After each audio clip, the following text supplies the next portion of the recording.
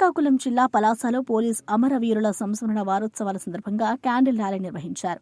RTC complex నుంచి కాసుబుగ్గ పాత bus stand వరకు నినాదాలతో ర్యాలీ కొనసాగింది.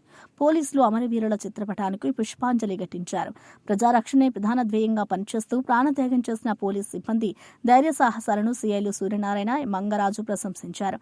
పౌరులు పోలీసులకు సహకరించాలని కోరారు. కార్యక్రమంలో పలువురు అధికారులు, పోలీసులు పాల్గొన్నారు.